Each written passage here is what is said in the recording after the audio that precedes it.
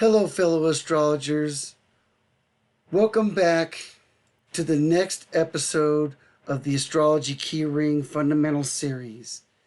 In D8, Saturn the Architect, we'll be talking about how Saturn interacts with your chart.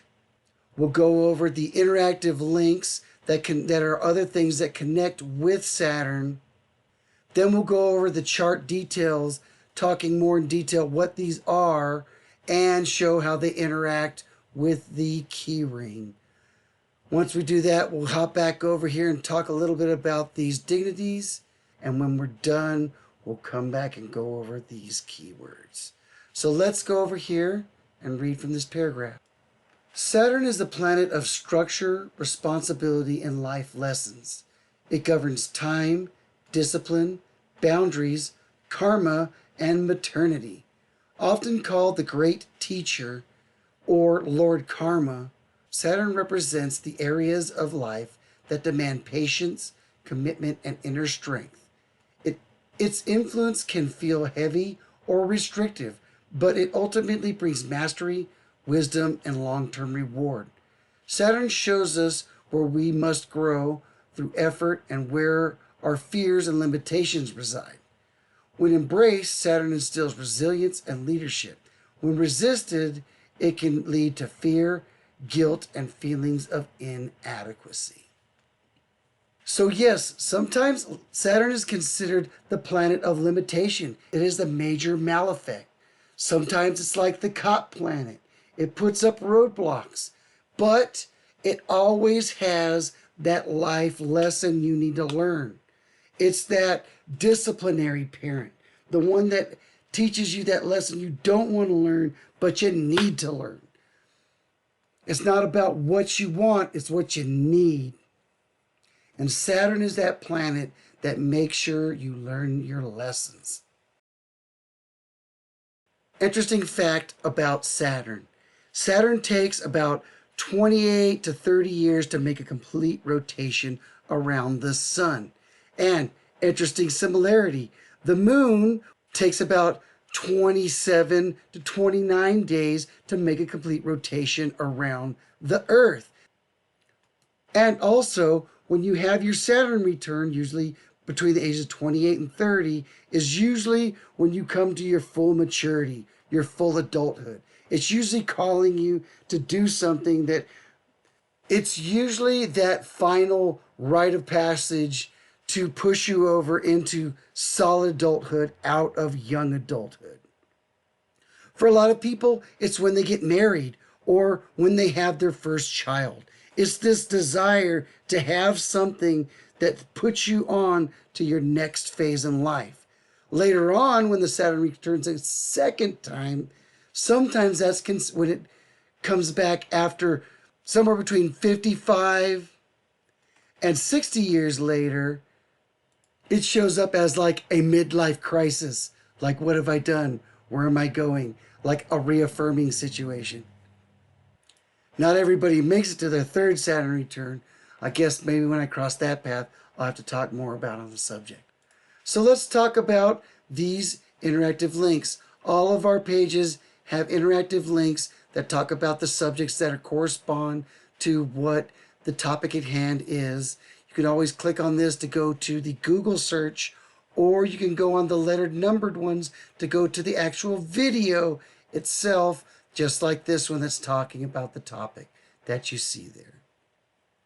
So let's go back now and talk about these chart details for Saturn. Saturn is the second mid-planet, and it's the last planet that you can see with the naked eye. All the rest of the planets were found with telescopes. And hence why at the end here you see where they both meet up.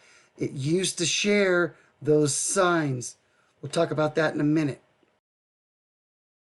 Saturn symbolizes structure, responsibility, time, and discipline. Its ruling sign is Capricorn. And before Uranus showed up, Aquarius used to also be one of the co-rulers of Saturn.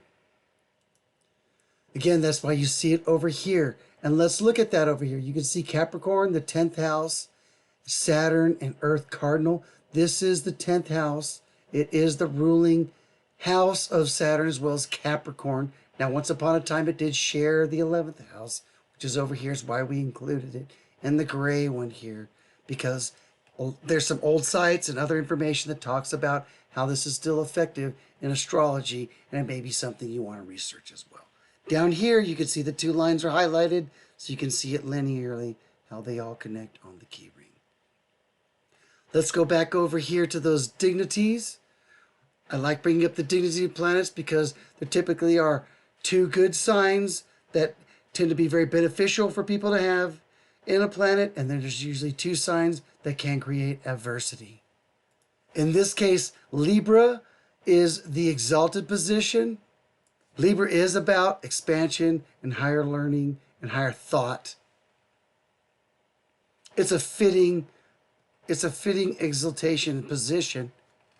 Now the detriment, as per normal, will always be the opposite of whatever your ruler is. In this case, it's Cancer. So in this case, you don't necessarily want to use your feelings and things of that nature to rule how you do business, or you don't necessarily want to use Cancer to how you handle your business. And when it comes to being firm and everything, sometimes it's a little too nurturing and it tends to let things go, and it's not as disciplinary as it needs to be. And Aries itself, in the fall, Aries is way too wild and unbridled, so it's not necessarily a very good position as well. So there are, in both these signs, some situations where you may have to have some adversity to overcome. But it doesn't mean you can't do that. And at the same time, it doesn't mean you don't just let things go if you got a Capricorn Saturn and just always take the cop path or whatever least resistance and just never try to overcome things. Let's go back here and talk about these keywords right here. As per always, we like keeping a balanced approach. We want to make sure that we have both the positive and negative traits along with the general ones, so we can keep it in balance, so we can give you both sides of the coin. So let's go ahead and go over some of those. Remember also that you might see some ones that happen in other actual signs, planets, houses, and that just means that's just showing some of their connections. So let's read those.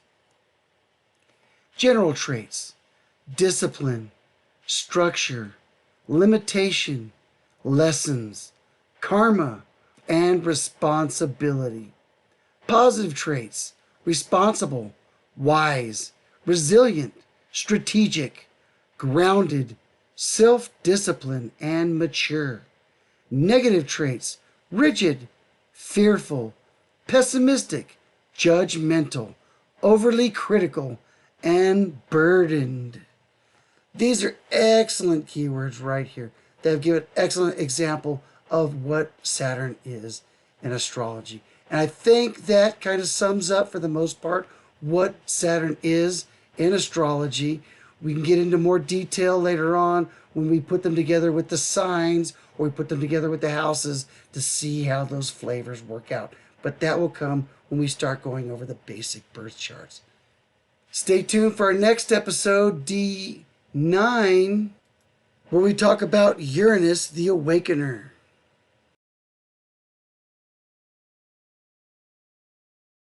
We hope you have enjoyed this video from our Astrology Keyring series. If you like the content, please like, follow, and share with your friends. Thank you for watching, and have a blessed journey.